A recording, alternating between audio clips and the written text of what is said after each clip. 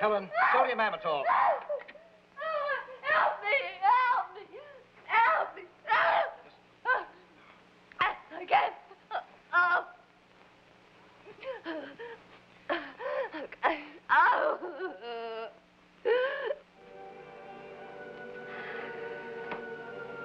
How complex is the human mind? It has been compared to the atom bomb, whose two elements, when kept apart, are perfectly harmless. So it is with the conscious and the subconscious of the human mind.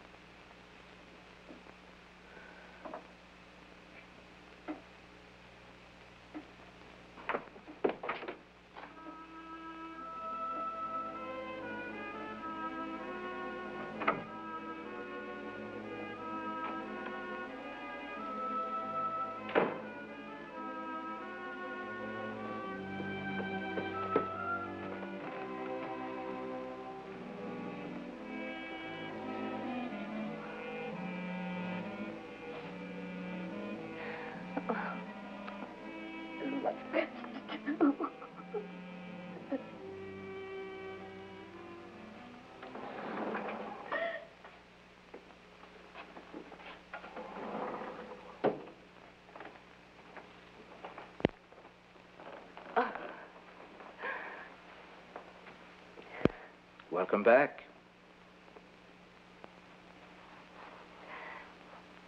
How long was I asleep? But 40 minutes? Someone locked me in. Not someone. You. Don't remember that.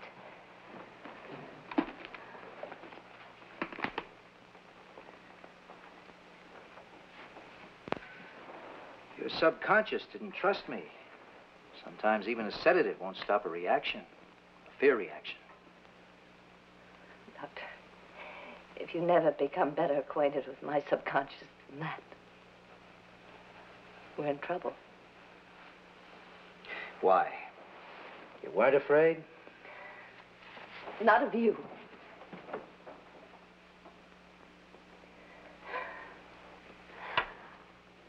If I can't be calm, I can at least be accurate. I mean, I wasn't afraid of you. And what does that mean?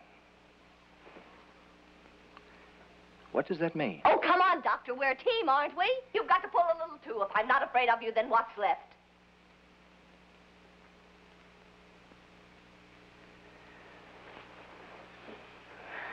Oh, don't call the nurse. I'm all right, really. I wasn't going to.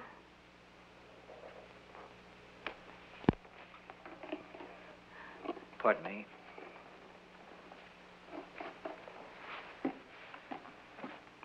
Tape recorder. Unless you mind. Do as you please. I don't care. So, if you weren't afraid of me, I suppose you were afraid for me. Is that right? I was in some kind of danger, in your opinion. Yes. Physical danger? Doctor, I've got to tell you something. And if you laugh at me, I don't know what I'll do. I wouldn't think of laughing. I was afraid I'd get so mad at you, I'd wish you dead and you'd die.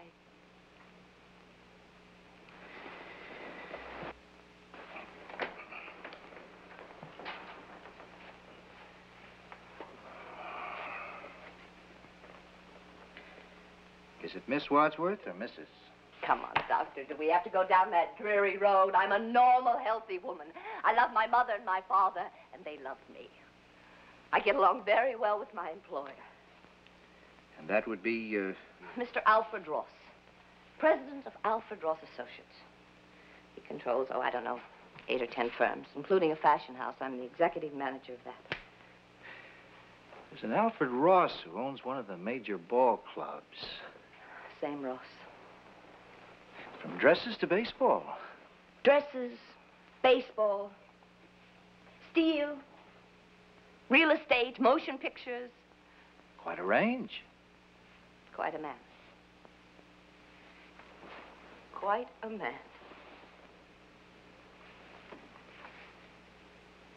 I see you have a master's degree. Romance languages. I studied in Paris. Is that where you became interested in dress designing? No. I'd always liked it. Satisfying work, I imagine. Creative. It was. I haven't designed for years now. Is the executive end of the business less satisfying? No, I don't think so. More pressure, surely. More decisions. More chance to lose your temper? More chance, far less excuse. I had a terrible temper as a child. I've worked very hard to control it. In all the years I can remember, I've only lost my temper twice. Once here.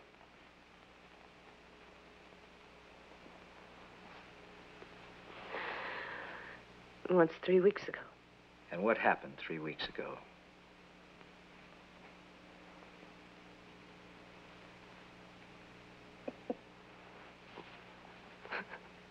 Someone died. Tell me. Tell me.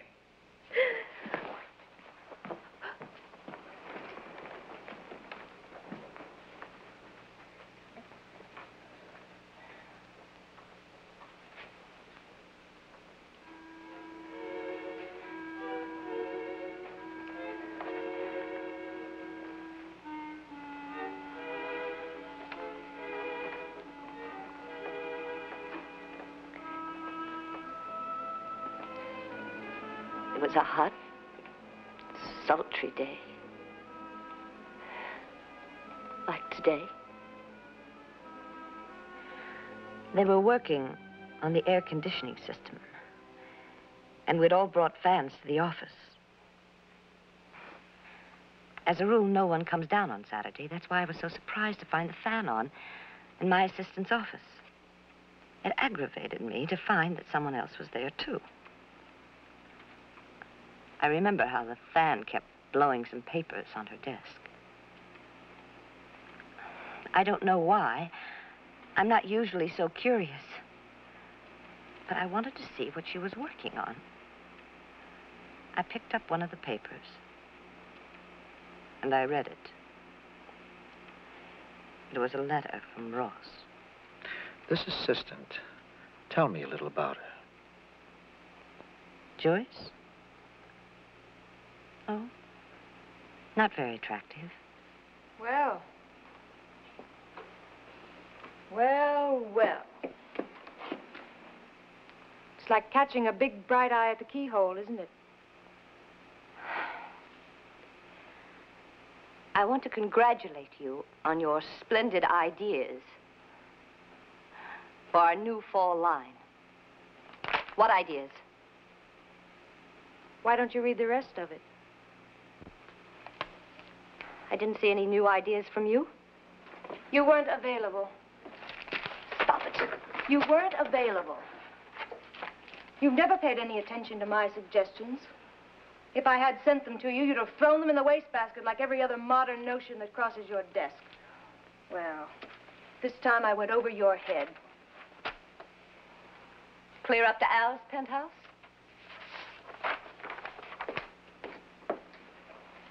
It's a lovely penthouse.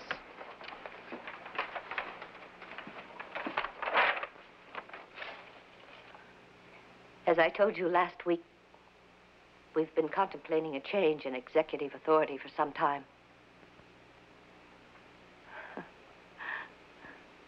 I wonder if you would be available for luncheon on the 31st, when we can go into this matter at greater length.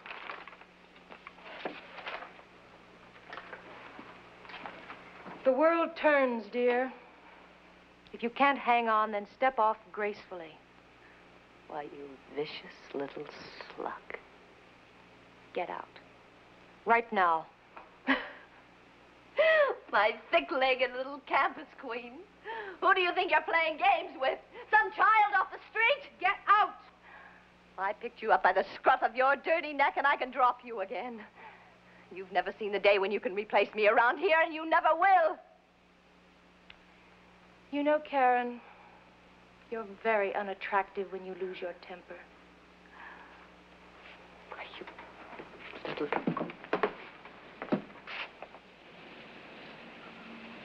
Luncheon on the 31st. I hope you die before you get there. I hope you die. Die. Die. Die. Die. Die.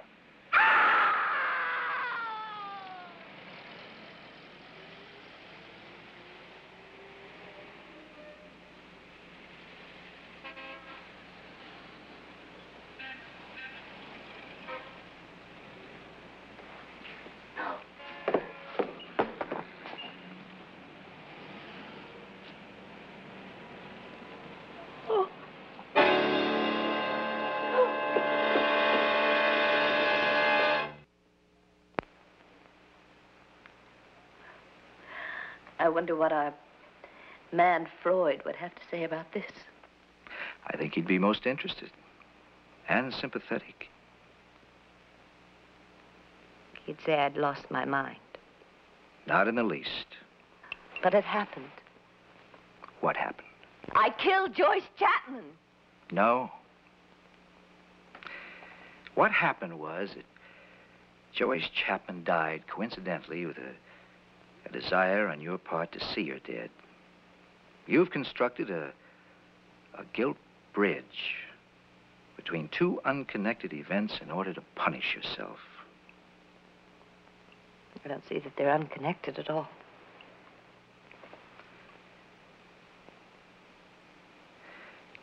Karen,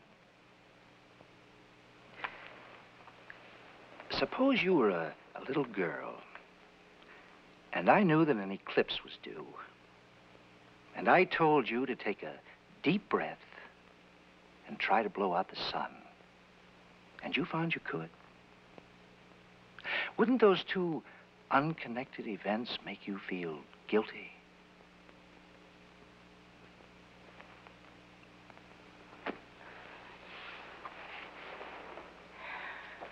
It does feel like I'm in some kind of a nightmare.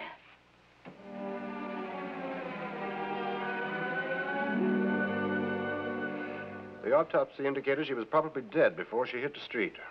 Well, how? We found a ruptured cerebral aneurysm at the base of the brain, the circle of Willis. It so happened that the skull was almost untouched.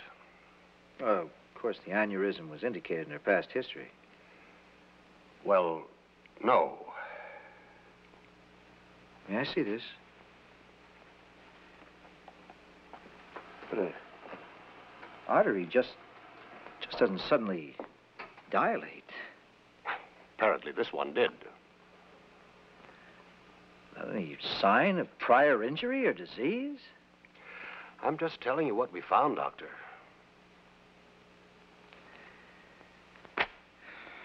Well, makes my job a little more difficult. Why? My patient believes she willed Miss Chapman dead. What's this woman's background? General hysteria? No. Just the opposite. Intelligent, alert. Executive manager of a dress firm here. Alfred Ross Associates. Alfred Ross? Yes, why? Oh, nothing. Only I've known Al Ross for 20 years, I guess. He was a fine man. Was? Yes, he keeled over on the golf course last night at 6 o'clock. Tragic. 49. That's too young. You sure you're the right man? Read in the paper today, and Alfred Ross was on TV last night. They taped that program a week ago. Oh. Coronary? I don't know. He'd never shown any indication. Maybe your woman's been practicing her voodoo again, Doctor. Yes. Maybe. How do you feel? How do I feel? Like dancing. I spent the weekend in the country. I haven't heard a telephone ring or read a newspaper or... Oh, I forgot. I did see a television show, though. You'll never guess who I saw. Who? Ross. I can't escape him. He's like Big Brother, you know? There he was, holding forth in his usual assured way. All about fashions, all wrong. And I suddenly realized that it wasn't just Joyce that was trying to put the knife in me. And I got madder and madder. And I saw that funny little smile, like a little boy, like a cruel little boy. I suddenly said, the wrong one died. And I got so scared that I couldn't look. But then he went right on talking, and when I did look, he was right there, alive as ever. And I knew it was all in my head. Now, do you know why I feel like dancing? When did this happen? Around 6. Have you ever been hypnotized, Karen? Oh, yes, I tell you, I am the best subject in the world. Fine, Every time fine. You lie down there. All right.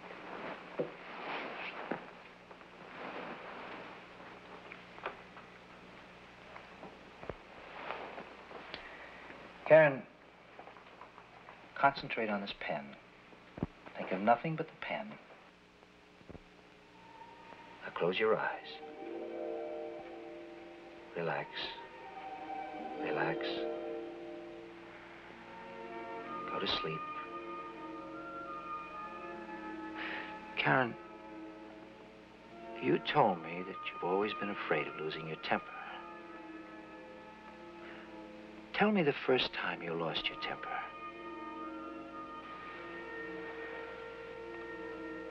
Karen, how old are you? 7. Where are you? Attic. Are you alone? Donna. What are you and Donna doing? I let Donna try on the clothes in the trunk. But they were mine. You mean your mother's? Yes. It's my attic. She always has to have her own way. But I found the hat first. Why should she take it? It's my hat. Oh, I hate you. I wish you were dead. I wish you were dead, dead, dead. And she was dead.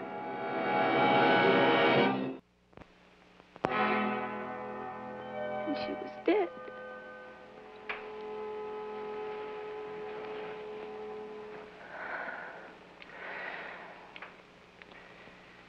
I'm sorry I had to put you through that. But we found the link we needed.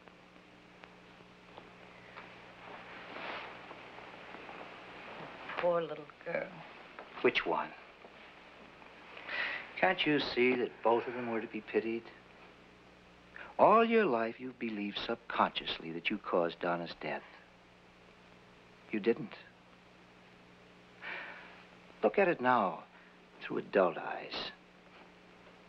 You didn't shout, her dead, or Will her dead. It was an accident. You say that. It was an accident. It was. It was an accident. Nothing happened to Al Ross, did it? Did it? Karen. I'm going to tell you something because I don't want you to walk out of here and discover it yourself. Tell me what? Alfred Ross apparently had a heart condition. That's not true. Had a heart condition? He died last night. But I saw him afterwards on the television show. The program was taped. Oh, well, then it was my fault. No. It was my fault. They were unconnected events. Oh, you can't still believe it. I can prove it. No. Karen, listen to me. Wish me dead. Oh, no. Wish me dead. No, leave me alone. Why won't you try? Are you afraid to try? Are you afraid it won't work? That you'll have to give up this fantastic superstition? No. No. Gives you a great ego gratification, doesn't it? Makes you feel like a god, doesn't it? That makes you feel great, doesn't it? That's why you won't test it. Karen, you've got to give up this crutch now. Karen, listen to me. Think of loyalty. Oh. Why is it always a one-way street with you? Why can't you return it? To your friends, your doctor, anybody. Oh, I know what you're trying to do. Listen to me. Look at me. I am not going to hate you. Say it. No. Wish me dead. No. Be quiet. Or what? You'll buy a wax doll and stick pins in it? You'll utter your abracadabra at me like a 20th century witch? Stop it. Say it yourself and stop me. Say it! I'm so tired. I wish I were dead.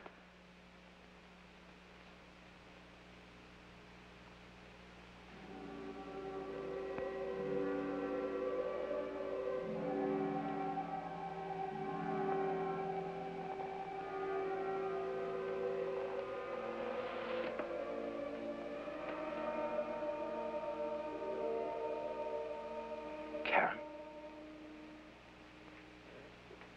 Cause of death, blank. I'm not going to write voodoo in that space, Mr. Newland. I'm a medical doctor. What are you going to write? Undetermined causes. You don't suppose it's possible that it could have been a psychic phenomenon? I mean, death by autosuggestion. I'm a scientist. So was Louis Pasteur, who very nearly died of the same thing. Death by suggestion, also caused by a tragically disturbed woman. It's in the record. Yes, I've heard of the case. We've a lot to learn, Mr. Newland. A lot to learn, indeed. What really happened to Karen Wadsworth? A series of cruel and bewildering coincidences? Or a few moments of hate and despair so enormous they could actually be felt by others? In the April 13th, 1959 issue of Time magazine, a curious experiment was reported. 2 rows of seeds were planted. The seeds were chosen from the same package, planted in the same earth by the same people, and cared for and tended equally, with one exception. The first row was prayed over. The second was cursed. The first row flourished. The second withered.